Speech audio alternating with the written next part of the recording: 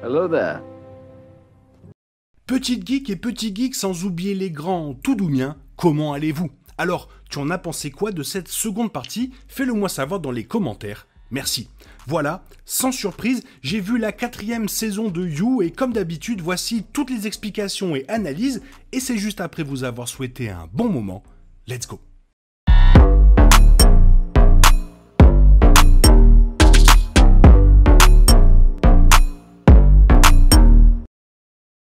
La fin de la saison 4 de You a fourni une série de rebondissements pour l'ensemble de son casting de personnages ainsi que quelques victimes, pour s'assurer finalement que la saison avait un final approprié. Cette partie 2 s'est terminée avec quelques révélations majeures pour la série et pour l'arc de Joe tout au long de celle-ci. Cela dit, le final ramène Joe à la case départ à certains égards alors qu'il retrouve son ancienne identité et commence à se concentrer sur sa nouvelle cible romantique. Joe a passé presque toute la saison 4 à se battre contre lui-même. Cela se révèle être littéralement le cas lorsque la série a expliqué que Joe était en fait le tueur mangeur de riches et avait halluciné le personnage de Reese pour compartimenter ses pulsions de tueur en série.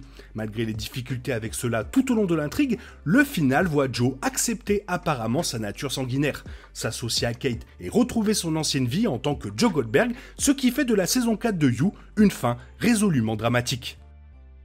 Tout d'abord, pourquoi Joe a essayé de se suicider? La fin de la saison 4 voit Joe croyant avoir tué Marianne et incapable de contrôler ses propres pulsions meurtrières, et donc tenter de se suicider. Cela vient de sa culpabilité à l'idée que la famille de Marianne croira à tort qu'elle est morte après avoir rechuté à cause de ses méfaits, mais semble également être en partie due au fait qu'il a halluciné certaines de ses anciennes victimes. La séquence montrant ces femmes rappelle à Joe Goldberg qu'il a pris un certain nombre de vies uniquement pour son propre gain, ce qui le convainc brièvement que la seule façon de mettre fin à sa tuerie est avec sa propre mort. Mais finalement, après que Joe ait été sauvé de sa tentative de suicide, lui et Kate discutent de leurs deux histoires. Tout d'abord, Joe révèle à la fois sa véritable identité et le fait qu'il a déjà tué, et Kate révèle ensuite que la mort de Tom Lockwood lui a laissé un héritage considérable et le désir d'utiliser cet héritage pour rendre le monde meilleur, ce qu'elle pense ne pouvoir faire qu'avec l'aide de Joe. Après que le couple ait accepté de se maintenir dans le droit chemin à la fin de la saison 4, ils utilisent leurs nouvelles finances pour mettre en sourdine le passé et effacer le nom de Joe, via une version très soigneusement conçue des événements. Dans un sens, cela place Joe avec l'allié la plus terriblement parfaite qu'il aurait pu obtenir pour s'en tirer avec ses crimes.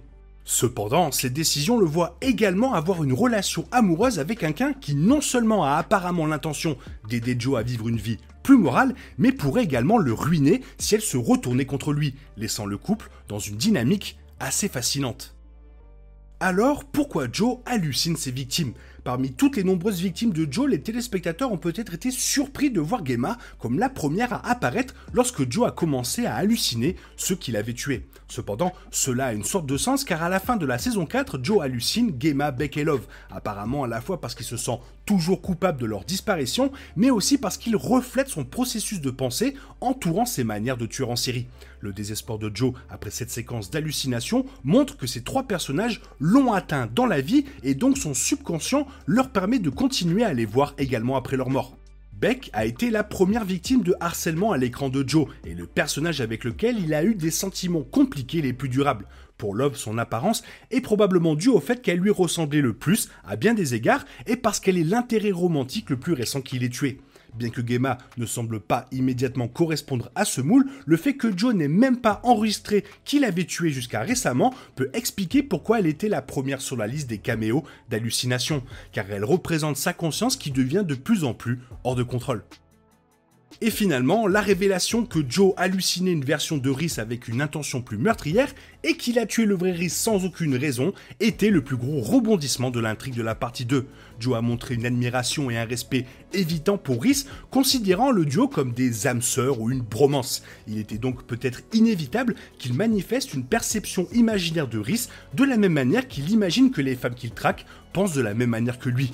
Joe, hallucinant Reese, joue également dans le sens de sa fracture, Reese étant une autre de ses personnalités, de la même manière que Jonathan Moore l'était, un moyen de transmettre une partie spécifique de sa personnalité. Seulement, Rhys a été conçu pour faire partie de la psyché de Joe, pour laquelle il se déteste activement, ses instincts meurtriers et ses côtés obsessionnels. Alors le fait qu'il manifeste ses traits sous la forme d'une autre personne lui a permis de rejeter brièvement le blâme sur quelqu'un d'autre. C'est pourquoi l'hallucination de Rhys tient tant à ce que les deux se rejoignent vers la fin de la saison 4, pour raviver symboliquement les désirs et les instincts meurtriers de Joe.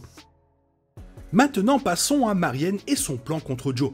Marianne semble avoir fait face à une disparition tragique des mains de Joe. C'était si convaincant que même Joe lui-même était bouleversé par son décès et sa responsabilité, posant Marianne sur un banc isolé afin que son corps puisse être découvert et que sa famille connaisse au moins son sort. Cependant, le final a révélé qu'il s'agissait d'une ruse orchestrée entre Marianne et Nadia afin de s'assurer que Joe ne continuerait pas à la traquer après la fin de la saison 4. Marianne, consciente de l'empire croissant de Joe sur sa réalité, a demandé à Nadia de faux textos de Béatrice, coupant les liens, et les a utilisés pour simuler sa motivation à mourir par suicide. Au lieu de cela, Marianne a pris juste assez de bêta-bloquants pour reproduire les symptômes physiques de la mort sans qu'elle ne meure réellement, afin que Nadia puisse administrer des médicaments pour contrer les effets des médicaments une fois que Joe l'aurait retiré de sa prison. C'était sans doute le plus grand risque de tout, en partie parce que Joe aurait pu chercher des méthodes plus violentes pour se débarrasser du corps de Marianne s'il pensait qu'elle était morte. Mais le duo s'est apparemment appuyé sur la culpabilité de Joe pour empêcher que cela ne se produise. Ensuite, pourquoi Joe tue Edward? L'intrigue secondaire de Nadia et Edward change 2 fois à travers la fin de la saison 4. Au début, il semble que cette histoire était faite pour expliquer comment Marianne échappe aux griffes de Joe sans qu'il ne la poursuive à nouveau. Ensuite, lorsque le duo va enquêter plus profondément sur Joe, il semble qu'il se prépare pour de futures intrigues. Au lieu de cela, Joe tue Edward, menace Nadia de se taire et l'établit en tant que coupable pour la mort d'Edward d'un seul coup. Ce moment confirme que Joe est de retour à ses tours habituels, sinon encore plus vicieux qu'avant, tout en établissant potentiellement un autre personnage qui pourrait être celui qui le fera tomber. Nadia a des raisons de garder le silence, mais son sens aigu de la moralité, sa volonté de se mettre en danger pour aider les autres, ont déjà été démontrés et pourraient constituer une réelle menace pour Joe à l'avenir.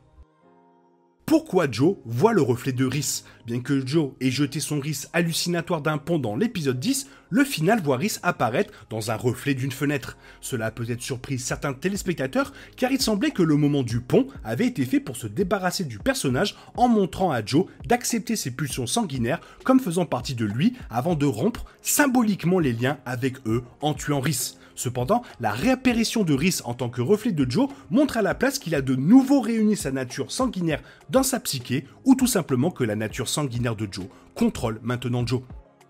Et pour finir, comment la fin de la saison 4 prépare la saison 5? Bien que la fin de la saison 4 soit satisfaisante en soi, elle fonctionne bien pour créer une nouvelle histoire passionnante pour la saison 5. Joe est plus à l'aise financièrement et à l'abri de la capture qui ne l'a jamais été dans la série, mais il a également les personnes les plus potentielles capables de le faire tomber. Nadia et Marianne connaissent toutes deux sa vraie nature, et bien qu'aucune des deux ne soit susceptible de se présenter sans plan, le fait qu'elles se connaissent et que l'autre soit au courant des crimes de Joe crée un réel potentiel pour que Joe soit abattu. De même, alors que Kate sait que Joe a tué et l'accepte malgré cela à la fin de la saison 4, Joe laisse de côté des détails qui pourraient faire penser Kate différemment. Le fait que Joe ait tué le père de Kate, qu'il ait constamment traqué et tué ses intérêts romantiques, et que ses instincts meurtriers n'aient pas disparu, mais qu'il reste en sommeil, sont tous des détails cruciaux que Joe, tout en refusant de mentir à Kate, semble stratégiquement omettre dans sa confession. En tant que tel, il semble que la saison 5 puisse à nouveau voir Joe tenter d'échapper à la détection même de la personne pour laquelle il prétend être prêt à dévoiler son âme et à faire n'importe quoi. Bah écoutez, c'était vraiment 2 émissions bien différentes entre la partie 1 et la partie 2, et la partie 2 nous montre à quel point l'acteur est incroyable, ainsi que Rhys. Toi, qu'est-ce que tu en as pensé de cette seconde partie, ou dans l'ensemble? Fais-le moi savoir dans la zone commentaire, et sinon il est temps pour toi de reprendre le cours normal de ta vie, et on se retrouve demain pour une nouvelle vidéo. Bisous bisous, bye bye.